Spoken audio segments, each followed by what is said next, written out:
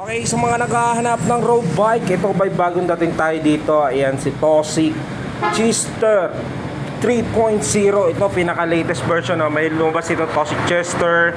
Iba yung forma ng frame. Chester 2, halos puti lang yung iniba. Pero ito, Tossic Chester 3.0. Ayan, pinaka-latest model ni Tossic. Ayan, ito po ay kulay white na. So nag-iba na po yung forma ng frame, syempre doon sa unang labas na Tossic. Ayan, so sa frame niya, ito po ay kulay white. So maraming kulay to, pero ang available ko dito ay kulay white. Ayan, smooth weld. Ayan, wala kang nakikitang bakas ng kahapon yung pinag-weldingan ng alloy. Ayan, so dito sa down tube, ayan yung Tossic na brand. May kilagay na rin po ng battle cage dito. And dito sa kanyang set tube. Available na frame size natin is size 46. Ito po ay good for 5'6" below. Ayan, pwede po dito. Adjustable naman po yung seat post niya. Ayan po ay alloy. And 27.2 alloy na po yan. Ito pedal, stock pedal, soft saddle. Ayan, so meron niyang butas dito sa gitna. So labatos ng utot. Ayan, so para mas flexible, kasi malambot po yan. Okay, 27.2 po yung size ng kanyang seat post. Sa top tube niya, dito nakalagay yung Tossic brand and warning sign. Okay, dito naman tayo sa kanyang FD. Yan, L2R3 yung kanyang ginamit dito. Ito ang kanyang FD is 2x, syempre as road bike. Ayan, 2x. Alloy yung kanyang crank. Sa kanyang teeth, wala lang nakalagay kung ilang teeth yan. Pero 2x. Silvering yung kanyang bottom bracket. Ito L2R3. So ito bilangin na rin natin 1, 2, 3, 4, 5, 6, 7, 8 speed. 8 speed siya na cassette type. Yes, cassette type na po ito. 11 to 28 teeth. And L2R3 yung kanyang RD. Sa spokes, 2, 4, 6, 8, 10, 12, 14, 16, 18, 20, 22, 24, 26, 28, 30, 32 holes. Alloy rim, gamol yung kanyang gulong. 700 by 25C yung kanyang gulong. Ayan, so dito sa kabila, ito yung rotor niya. And 160mm rotor. Naka-cable actuated mechanical disc brake. Quick release na rin po yan.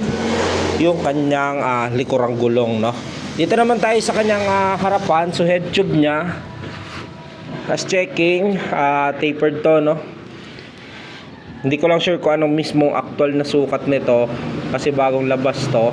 Then internal cabling. Ayan, kung mapapansin nyo, internal cabling. So wala na kayong makitang cable na nakalawit dito. Windows sa RD. Ayan, dito lang syempre kailangan yan dyan. Pero dito sa kanyang stem at drop bar, ayan, so konektado na po yan, So dito ay naka-internal. So saan dumaan? So dito sa ilalim. Ayan ang kanyang integrated na drop bar. So shifter naman niya, Bripster L2R3 din. Ayan, so dito yung brake and shifter sa harap sa FD, sa crank, release. Ayan, din dito naman yung add and release. Sa fork niya, ayan, napakaganda rin ng kulay. Quick release na rin po yung kanyang unang gulong, naka 160mm rotor. Bison pala yung kanyang caliper. Ayan ba naman ay mechanical disc brake. So internal cabling din siya. Tumagos yun dito sa ilalim ng kanyang fork. And 700 by 25 yung kanyang rim.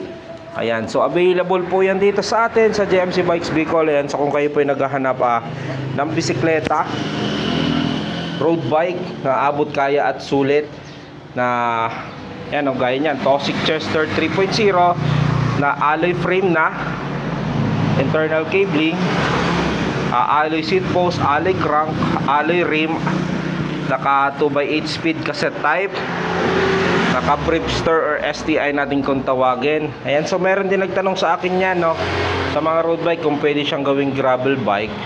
So check na rin natin.